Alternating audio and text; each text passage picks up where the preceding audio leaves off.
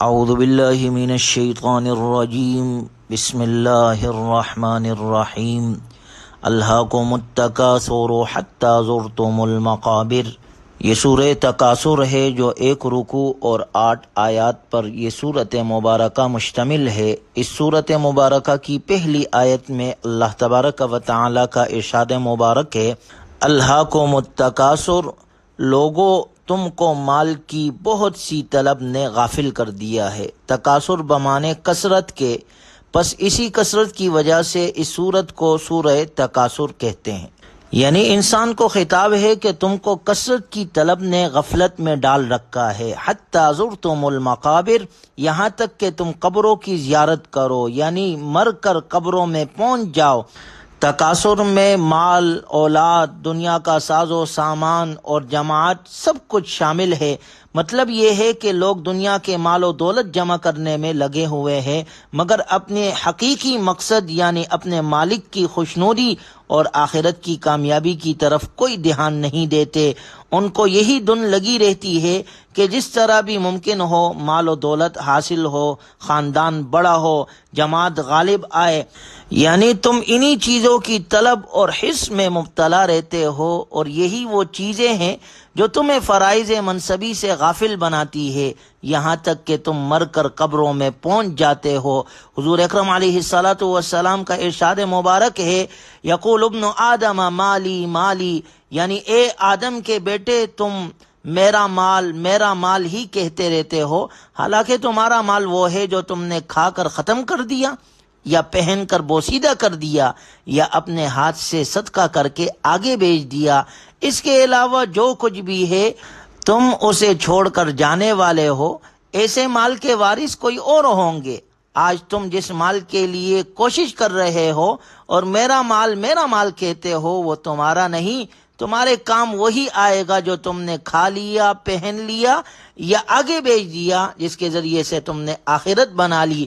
یہ مکان، جائیداد، کوٹھی، باغ، گاڑی تمہاری نہیں ہے، یہ سب کچھ یہیں رہ جائے گا۔ آپ علیہ الصلوۃ والسلام نے فرمایا، جب انسان مر جاتا ہے تو 3 چیزیں اس کے ساتھ جاتی ہے، اہلہ و مالہ و عملہ، یعنی اس کا مال، اہل و عیال اور عمل۔ مردے کے دفن کرنے کے بعد 2 چیزیں واپس آ جاتی ہے اور صرف 1 چیز اس کے ساتھ رہتی ہے۔ فرمایا مال اور اہل و عیال واپس آ جاتے ہیں اور عمل اس کے ساتھ رہتا ہے۔ مال اور اہل جن کی فکر میں انسان زندگی بھر ڈوبا رہتا ہے، اللہ کی طرف توجہ ہی نہیں کرتا، نہ اس ذات کی طرف، نہ اس کی صفات کی طرف، نہ احکام کی طرف، نہ افعال کی طرف، اور نہ اللہ کے دین کی طرف، وہی مال اور اولاد اسے قبر میں چھوڑ کر واپس چلی آتی ہے۔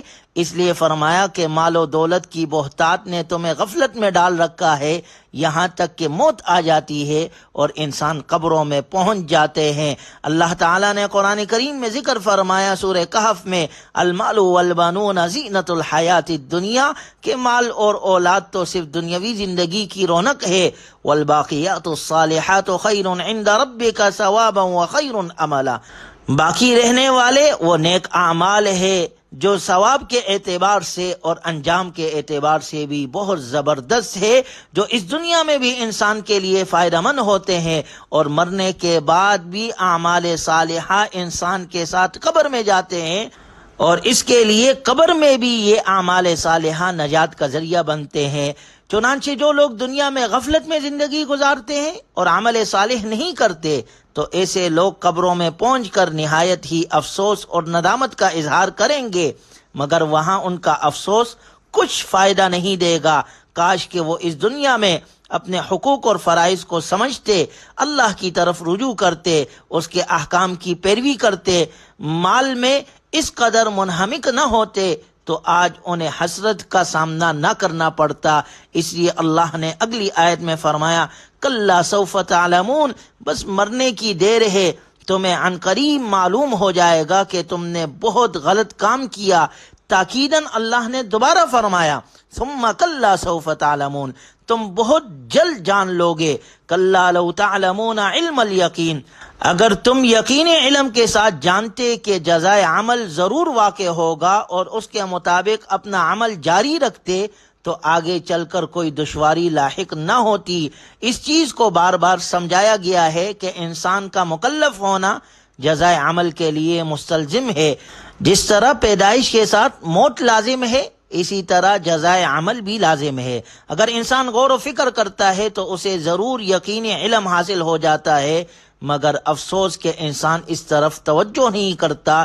اس لیے اگلی آیت میں اللہ تبارک و تعالی کا ارشاد مبارک ہے لَتَرَوُنَّ الْجَحِيمَ، تمہیں یقین اس وقت آئے گا جب جہنم کو اپنی آنکھوں سے دیکھو گے۔ حالانکہ یہ یقین تمہیں اس دنیا میں ہونا چاہیے تھا تاکہ تمہیں خوف پیدا ہو اور تمہیں معلوم ہو فَمَن يَعْمَلْ مِثْقَالَ ذَرَّةٍ خَيْرًا يَرَهُ وَمَن يَعْمَلْ مِثْقَالَ ذَرَّةٍ شَرًّا يَرَهُ۔ اگر انسان غور کرے تو اسے جنت اور جہنم اسی دنیا میں نظر آ جاتے ہیں، بشرطے کہ تم یقین کے ساتھ جانتے۔ اصل بات یہ ہے کہ تم یقین سے محروم ہو، اس لیے تم غفلت میں پڑے ہوئے ہو۔ جب جہنم سامنے نظر آئے گی اس وقت تمہیں یقین آئے گا، اس وقت تم یقین کی آنکھ سے دیکھ لو گے اور افسوس کا اظہار کرو گے کہ ہم کس گمراہی میں مبتلا تھے۔ ثم لترونها عین الیقین، پھر البتہ تم اس کو یقین کی آنکھ سے دیکھ لو گے۔ ثم لتسألن یومئذ عن النعیم، پھر تم سے اس دن پوچھا جائے گا کہ میرے عطا کردہ انعامات کی تم نے کیا قدردانی کی تھی۔ اللہ تعالیٰ کی نعمتوں کا سلسلہ بڑا وسیع ہے۔ ترمذی شریف کی روایت ہے، حضور علیہ الصلاۃ والسلام نے فرمایا کہ قیامت کے دن اللہ کے بندوں کو کھڑا کیا جائے گا، پھر ان سے 4 باتوں کا سوال کیے بغیر ان کے قدم نہیں اٹھنے دیں گے۔ پہلا سوال ان سے کیا جائے گا عن عمرہ فیما افناہ، کہ عمر کو کہاں فنا کیا۔ دوسرا سوال اس سے کیا جائے گا عن جسمہ فیما ابلاہ، جسم کو کن کاموں میں لگایا، جوانی کہاں پر خرچ کی۔ تیسرا سوال ہوگا عن علمہ فیما فعل، کہ علم کے متعلق تم نے کیا کیا اور اپنے علم پر کتنا عمل کیا۔ اور چوتھا سوال مال کے متعلق ہوگا، من این اکتسبہ وفیما انفقہ، اور مال کے متعلق 2 سوال ہوں گے کہ مال کہاں سے کمایا تھا اور مال کہاں خرچ کیا تھا۔ یہ اس لیے کہ اللہ تعالیٰ کا واضح حکم ہے وَلَا تَأْكُلُوا أَمْوَالَكُمْ بَيْنَكُمْ بِالْبَاطِلِ، کہ ایک دوسرے کا مال باطل طریقے سے مت کھاؤ۔ اور یہ بھی حکم اللہ نے فرمایا وَلَا تُبَذِّرْ تَبْذِيرًا، فضول خرچی مت کرو، وَلَا تُسْرِفُوا إِنَّهُ لَا يُحِبُّ الْمُسْرِفِينَ، اللہ تعالیٰ فضول خرچی کرنے والوں کو پسند نہیں کرتا۔ جس طرح ناجائز طریقے سے کمانا حرام ہے، اسی طرح حرام جگہ پر خرچ کرنا بھی وبال ہے۔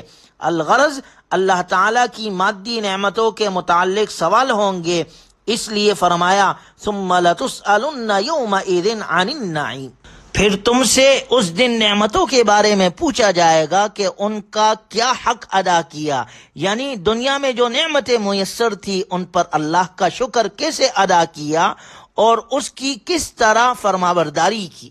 حدیث مبارکہ میں آپ علیہ الصلاۃ والسلام کا ارشاد مبارک ہے نعمتان، 2 چیزیں ایسی ہیں جن میں اکثر لوگ نقصان اٹھاتے ہیں۔ وہ 2 چیزیں کون سی ہے؟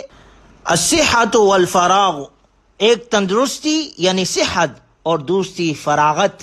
انسان صحت اور تندرستی کی حالت میں فضول کاموں میں لگا رہتا ہے، اچھے کام نہیں کرتا، مگر جب صحت جواب دے دیتی ہے تو افسوس کا اظہار کرتا ہے، مگر اس وقت کا افسوس کرنا کسی کام نہیں آتا۔ اسی طرح جب آدمی کو فراغت میسر ہوتی ہے تو وہ اس سے فائدہ نہیں اٹھاتا، اچھے کام نہیں کرتا، مگر جب وہ مشغول ہو جاتا ہے تو پھر اچھے کام کرنے کا موقع نہیں ملتا۔